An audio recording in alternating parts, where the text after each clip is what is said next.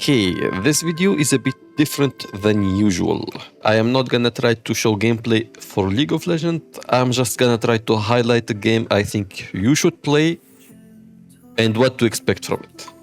This is Mages of Mistria or Mystralia, something like that. It took me close to 20 hours to 100% the game. It's kind of... I will explain why.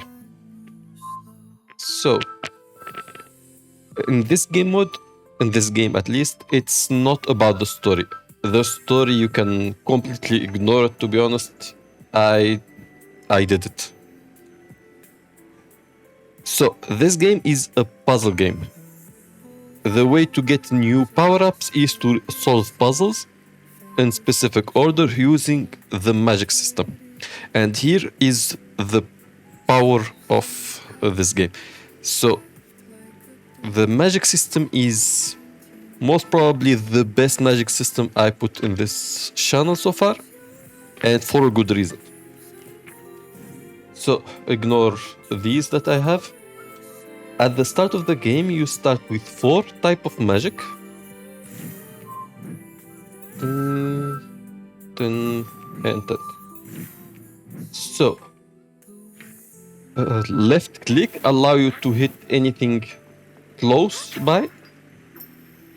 Right click allow you to put a fire in front of you. Shift allow you to put ice in the zone that you are in, and space allow you to set a shield.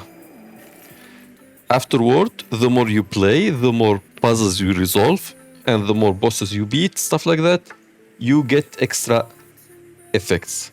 And this can be a very big difference. So, for example, if you go to the close range, you will get detonate, for example, and instead of hitting anything around you, now you create explosion. This is not the only thing that you can do. For example, you can teleport this explosion to somewhere far away, or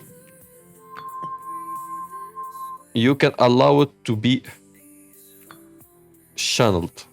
We will do this later, but it's really important. You can make it bigger, for example, as an augment. And this is how it goes. Every one of these abilities will get different behaviors, augments, or trigger. Behavior is something that change how your spell work. Augment is how you wanted to change the behavior of the spell. So you want it to be bigger, explode for longer, be on your right, left, randomly hitting people, stuff like that. And trigger allow you, once this that you pick here is applicable, it will do another spell that you can pick. For example, I can pick trigger on the same one, and now every time I click one time, it explodes 1,000 times.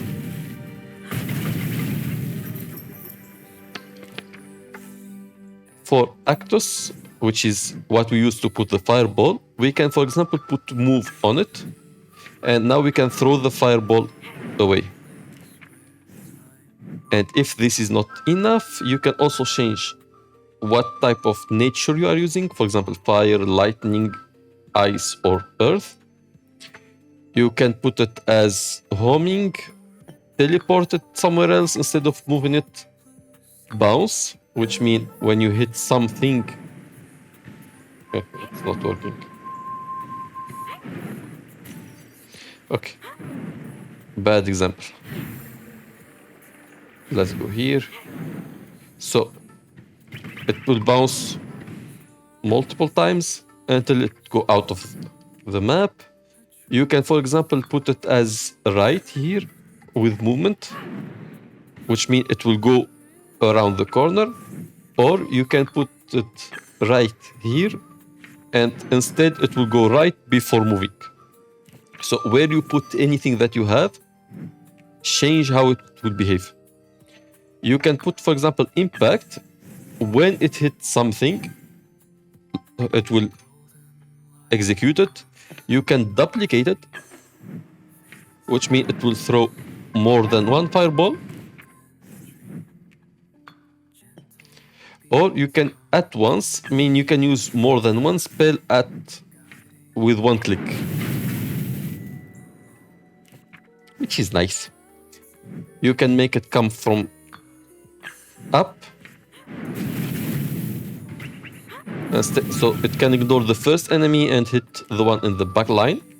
Kinda useful in some boss fights, to be honest. But once you get teleport, it's kinda lose its point. Expire, when it finishes, it does something. When it is close to somebody, it will explode, for example.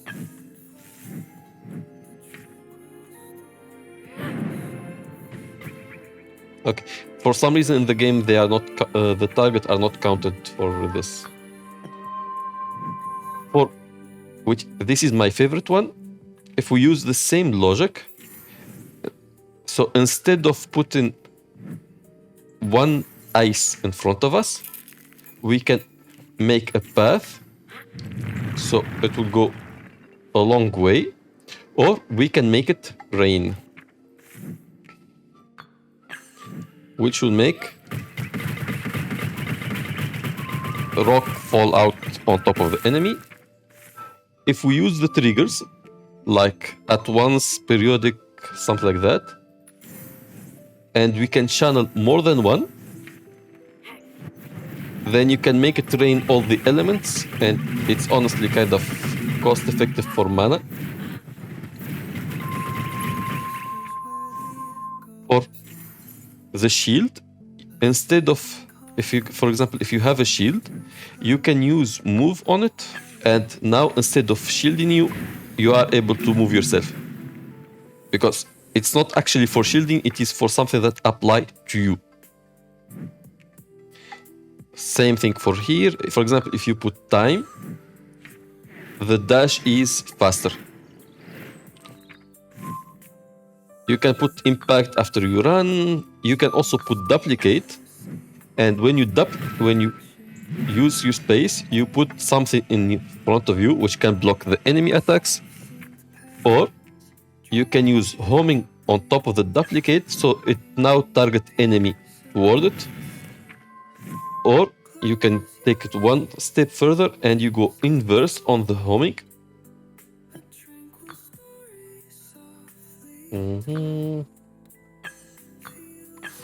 And now they will run away from you. There are way too many ways to play this game and way too many ways to have spells that works. There are some on the internet, like the one that I am gonna use now, and I cannot stress this enough. Try it and be as crazy as you want. The mana here is your only limitation,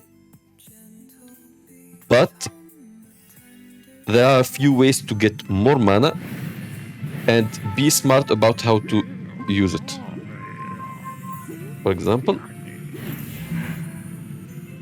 this is a trial. I already finished, of course, to 100% the game.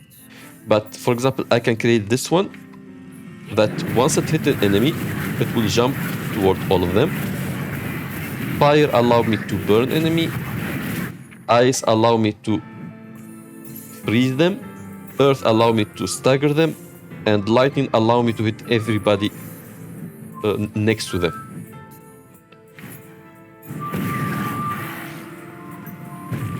So this is the homing that I talked about.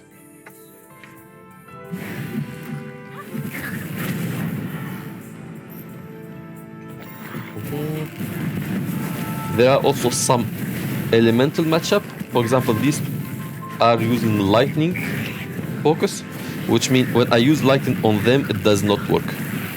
These use fire, fire does not work. You get the idea. Again, I cannot recommend this game enough. Story can be ignored, and it's really basic stuff, but the game mechanic and the magic mechanic is really awesome. I hope you like it. Bye.